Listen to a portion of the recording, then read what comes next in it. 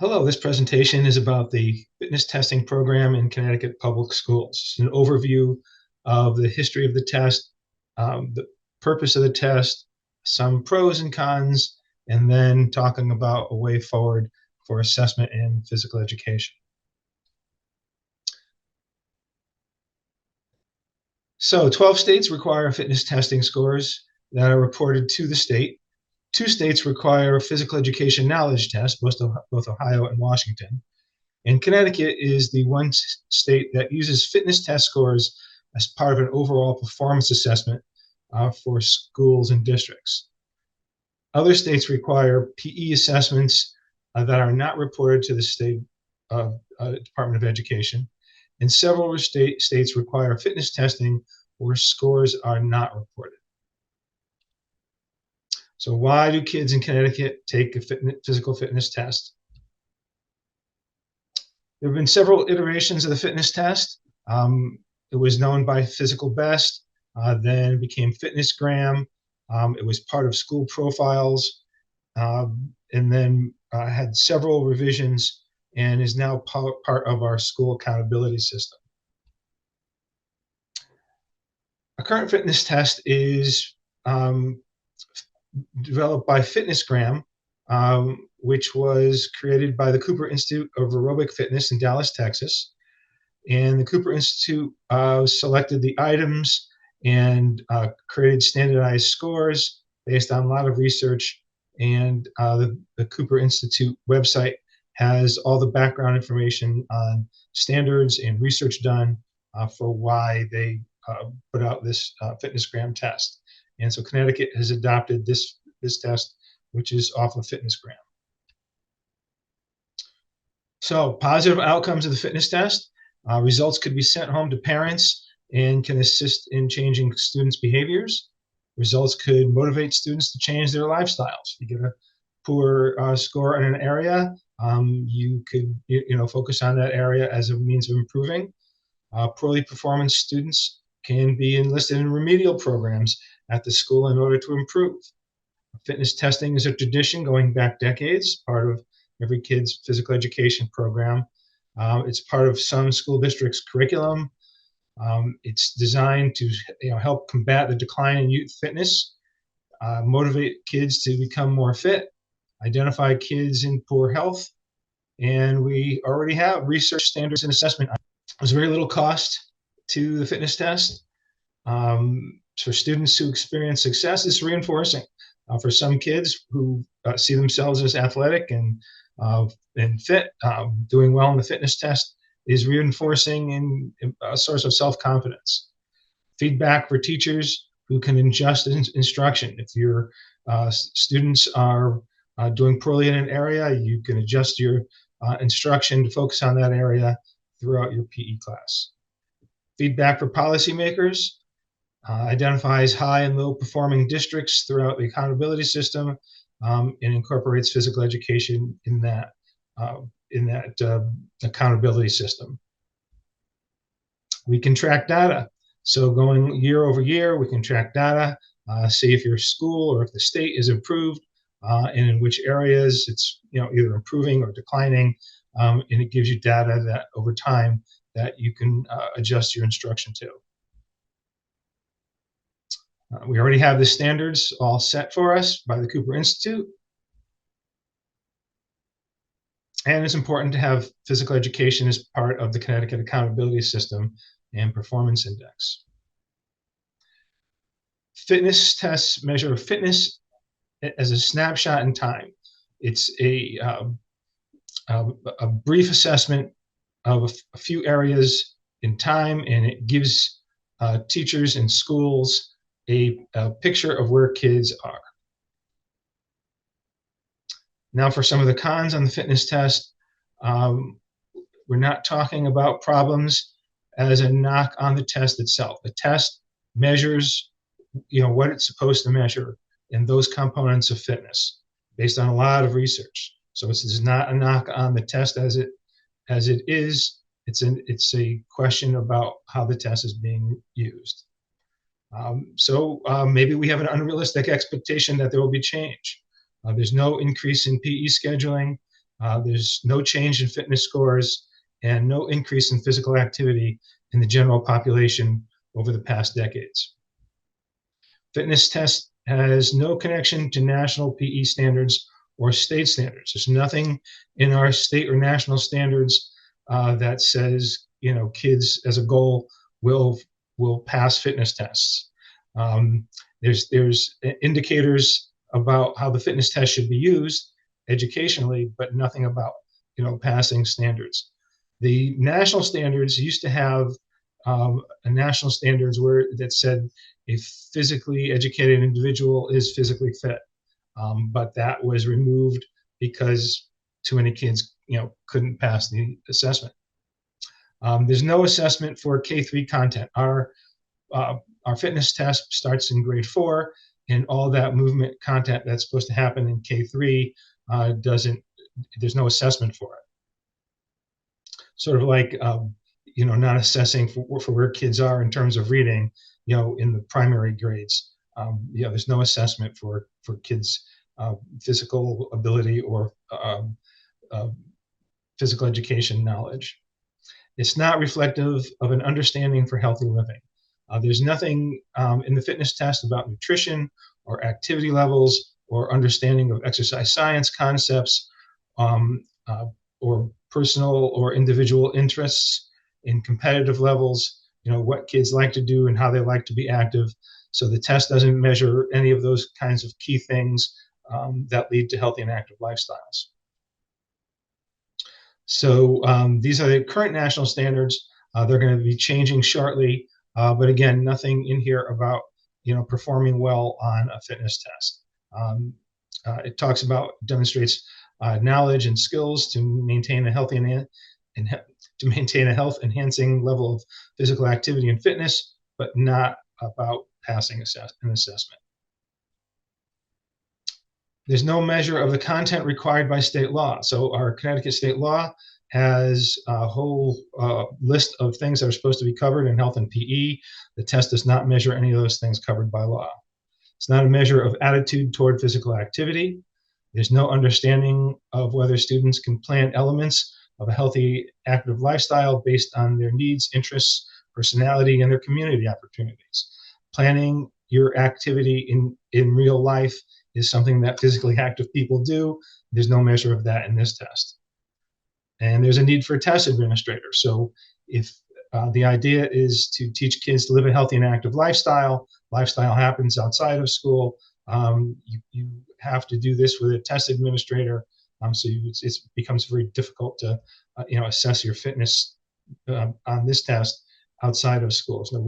There's no transcontextual learning, which is sort of the point of physical education and health. We don't assess anything in health education: nutrition, sexual health, relationships, disease, substance, or emotional health. There's nothing in a fitness test that has anything to do with health education. Fitness test items are not an indicator of wellness, PE literacy, or health literacy.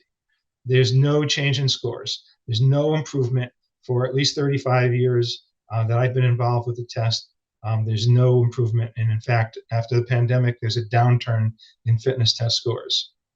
The test is scored on a pass-fail basis.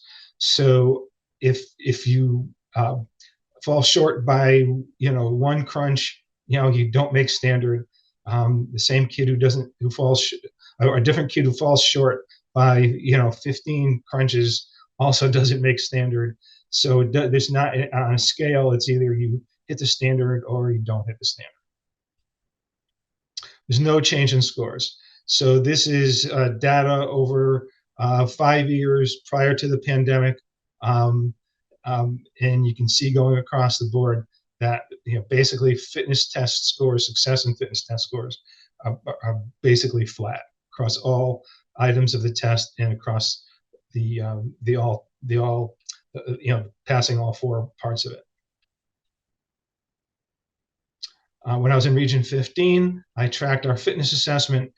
Interesting thing here is a difference of 5% of passing over every other school year. Every other school year it was up and then 5% down. That's because it's a different cohort, which sort of means that even in the poorer performing cohort, test did improve, and even in the better performing cohort, the test did improve. There's just different kids at different fitness levels, and scores for those kids, didn't get any better.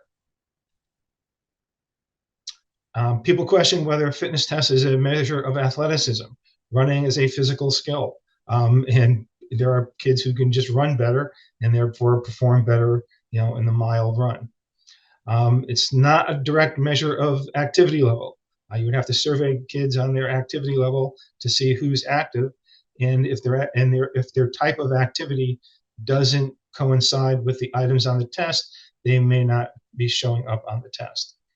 And it's not a measure of some important aspects of health-related fitness, like percent body fat, hypertension, bone density, and several other measures that are related to fitness and wellness. Fitness test does not measure that. Improvement is partly based on growth. So a fourth grader who is 9 years old and takes the test in the fall, and then 2 years later is 11 years old and takes the test, if you reward improvement, well, that student, is 10% older the second time they took the test. So that individual's improvement is in large part based on growth. Performance is based in part on genetics. Hip structure, muscle fiber, stride length. Different kids have different bodies, and genetics plays a part in athletic performance. It's not reflective of a goal of health and active lifestyles. So, it doesn't measure a kid's nutrition, doesn't measure their stress, doesn't measure lots of things that we would talk about being healthy in a healthy and active lifestyle. It's more a reflection of non-school or out-of-school activity. There's not enough class time in PE to really improve fitness. The fitness test is being used to measure PE programs, but fitness is based on what they do out of school.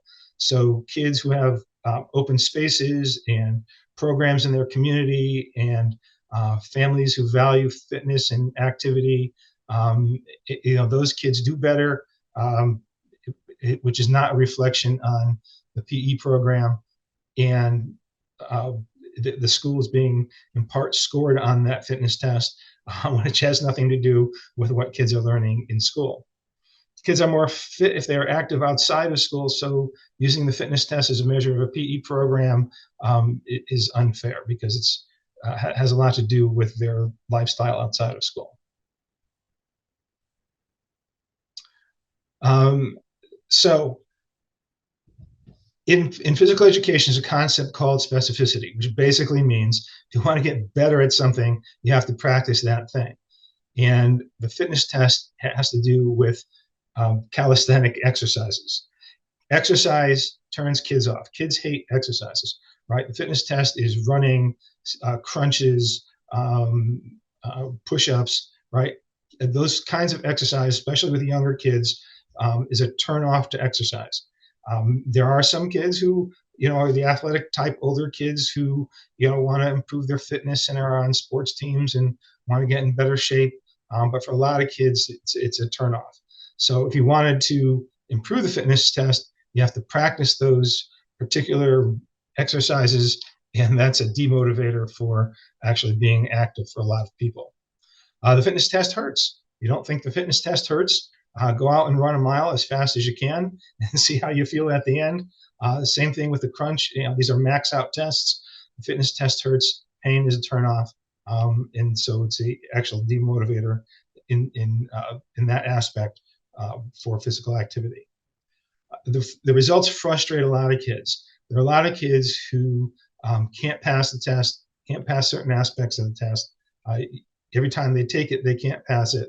And so it becomes frustrating, and it reminds them that they are not athletic, and this is not their thing.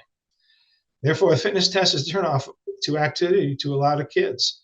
So a lot of kids are turned off to physical activity, by the test, and poor results over several tries at it. So a health and PE assessment should relate to kids' preferences. And so in thinking about what you would want to assess, um, you would want to assess kids' activities, and everybody is different, and people engage in activities based on what they like, and so we should incorporate that into our assessments. So there's no well-known measure for adult fitness assessment. What's the 1 mile time cutoff for a 35-year-old? Well, nobody really knows that. I'm sure it's out there somewhere, but it's not what you think of. There are people who are runners who time themselves, and who love to distance run and enter road races, but it's not the general population. So if the program is about healthy and active lifestyles throughout your life, the adult fitness level assessments, you know, are not something people commonly, partake in. Fitness performance only diminishes with age, right? So you're only going to get worse, after your early 20s. Your fitness performance is really just going to always decline. And so measuring yourself on fitness as you age, does not uh, motivate you through improvement, because it's really hard to improve once you become older. Kids turn off who perform poorly. The same heavy kid who finishes last on the 1 mile run every time the class does it, is just reminded every time they do that they're a heavy kid, and it's difficult for them to pass the 1 mile. Fitness test scores are not and should not be used for grading purposes for those reasons. The test items and fitness standards have been adjusted over time. So there's been 3 iterations of the fitness test in Connecticut. If you look at it over time, um, when kids did poorly or when the test became difficult, we just changed the test and the test item.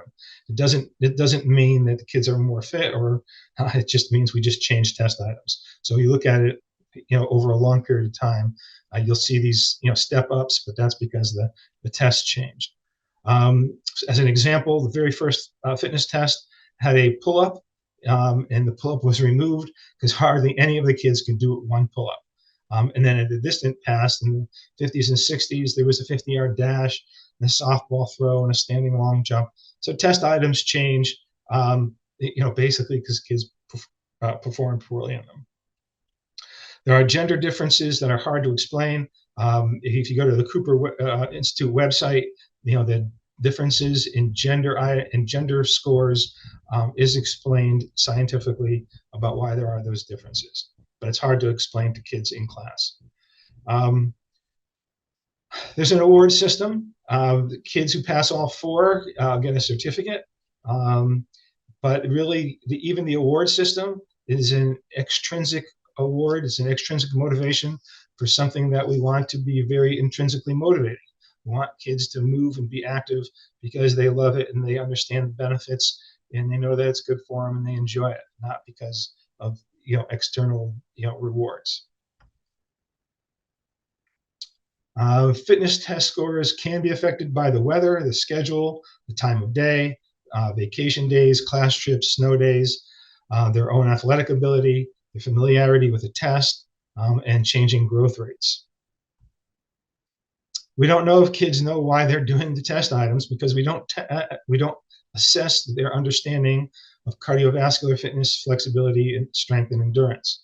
So we give them the test, and there's a lot of good teachers out there who explain what those components of fitness are, but we don't assess whether kids know what they're being tested on or why those components are important to their health and well-being. We don't assess other aspects of fitness, such as skeletal fitness, stress, and some other aspects that are related to fitness. And we don't assess kids' attitudes towards physical activity. If I knew that, people in my class, didn't like to be active or didn't think that physical activity was for them, they were always bad at it, I would want to know. But we don't assess kids' attitude toward physical activity. And we don't assess whether kids can relate to various activities to the components of fitness. So we don't know and because we're not assessing if you do poorly in the cardio part of the assessment, can you relate other activities to cardio fitness, so that you know that those activities benefit your cardio.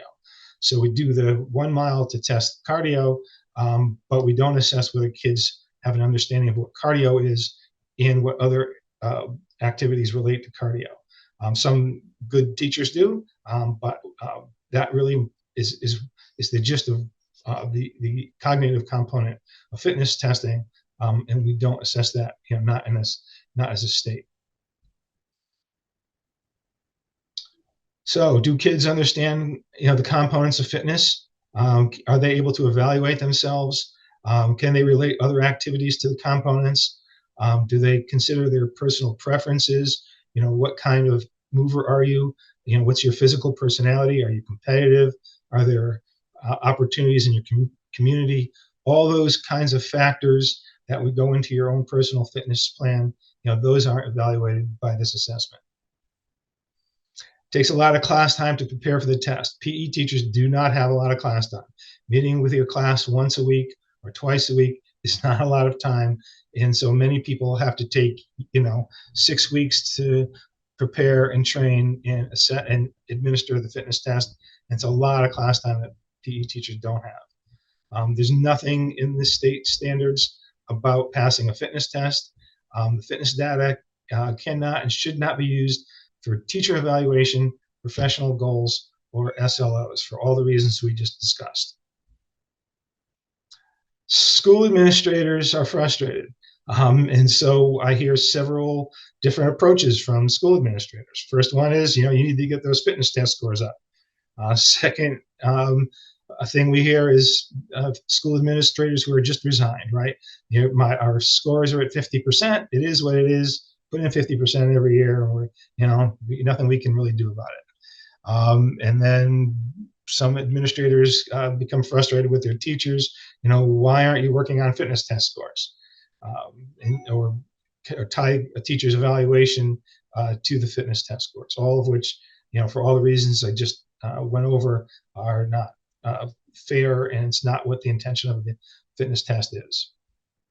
So administrators basically don't know how to help their teachers or their students, and are frustrated and bewildered by the fitness test and scores. So, when considering what's important, right? What's important? Obtaining fitness test data or assessing students' ability to live a healthy and active lifestyle. Getting fitness scores or using an assessment to inform and adjust teaching. Assessing to prove how fit kids are, or assessment for learning. So we are at the point now, after decades of trying to get clarity on, what is the purpose of assessments in PE, and, where exactly does the fitness test score. So we're talking in our profession about what a new assessment can be. Not just another fitness test, and not a fitness test with different standards. So we want to assess kids if kids have knowledge in practical application of the benefits of activity to health, the components of fitness, and the training principles to improve fitness. They have those kinds of skills. Those will set them off on life toward more healthy and active lifestyle. We want to connect to the standards, the state and national standards. We want to think about physical education as part of the whole child. We want to focus on lifestyle and measure attitudes, and use data-driven decision-making to adjust curriculum, to adjust student and teacher goals, to do professional workshops for professional organizations, to focus on conferences, and to have SLOs that are meaningful. So with good data, and data that actually reflects what physical education programs should be, we can do all these more professional things in physical education.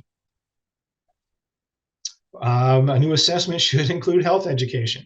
all the things about substances and good decision making and all the things that are supposed to be in a skills-based health program should be part of assessment of assessing our students. They should be authentic assessments based on what people experience in real life. They should be fun and personalized, focusing on exercise science concepts, maybe projects, maybe collaborative with other students, varying types of formats. They should be grade level appropriate. So the learning spirals to proficient adulthood, where kids can independently live healthy and active lifestyles. It should be a truer picture of the student's learning on their ability to remain healthy and active, and it should drive toward a more skilled student, and it should be embedded into the program. We shouldn't be, carving out months at a time to focus on the fitness test. It should be more relevant to kids and a chance for kids to actually improve. And maybe we would allow for multiple attempts. Once they learn content, we can count that content. Possibly a portfolio, personal fitness portfolio, and include a personal and social responsibility project. Varying the assessment activities that can be modified over time. So as we learn about how to teach kids to be better movers and healthier and active, we can perhaps adjust our own activities in the assessment, and score on a scale rather than pass fail. A numeric scale where we can judge whether kids are improving rather than just they didn't make the test again. Whether they can get closer, and whether we can report scores on a scale rather than just pass fail. Could be done in parts as teachers teach their units. When you're on your strength unit, then you can do that part of your assessment, including the content knowledge on strength and the fitness component on strength. Many teachers in many districts already have good assessments that are tied to the healthy and balanced living curriculum framework indicators. So we don't have to go out and reinvent the wheel. We have people out there who are doing good assessments. And many districts already use standards-based report cards. We need to redefine success. Success in physical education is not how well you perform in a fitness test. It's not how well you perform sports skills. Success is, can you live a healthy and active lifestyle? Are you active, and is that part of your lifestyle? We need to change how students see themselves, because too many kids look at PE and physical fitness and say, sports are not for me. That's not my thing. I'm not going to engage in sports. It's just, not who I am. So when we redefine success, some questions would be, is the student self-motivated to pursue their path to a healthy and active lifestyle? Are students intrinsically motivated to move no matter what their skill level or chosen activity? Do students understand and believe in the physiological benefits of activity to the point that they're willing to change their lifestyle? And does each student enjoy moving on their own in their own chosen way and seek opportunities to be active? Those are, I think, better measures of success that we can embed in an assessment program that's not just a fitness test. A new assessment should be a healthy and balanced living assessment. We have a healthy and balanced living curriculum framework in health and PE, and our assessment should reflect that. In PE, we talk about cognitive, psychomotor, and affective, which basically means kids will learn concepts through activity and find it enjoyable. And that's what an assessment should lead to. The purpose of a new assessment would be to track students' understanding of how to live a healthy and active lifestyle. What we knew back in the 70s and 80s, decades ago, we knew we knew fitness for kids and adults was getting worse. That hasn't changed. We knew the time for PE class keeps declining. That hasn't changed. There's nothing more to prove by collecting fitness data. We've collected fitness data for decades. It's not changing, and it's not benefiting students. So we should stop trying to prove poor fitness or measure progress that's not happening. It's time for a change and a better assessment that's more educational. Again, other states, there's 12 states that require students to participate in a fitness test, and several states require students to participate in an assessment that reflect a reflection of state's indicators. Washington and Ohio have cognitive assessments. And you can find it on their State Department websites. There's 500,000 students in public schools in Connecticut. Now, the fitness test affects every one of those 500,000 kids. So we're talking about a lot of kids here that are going through this, and I think we can do better. We want to assess what you value and value what we assess. And a fitness test is just a slim shaving of part of what we value in health and physical education. So I would be a proponent for working toward a healthy and balanced living assessment. Thank you.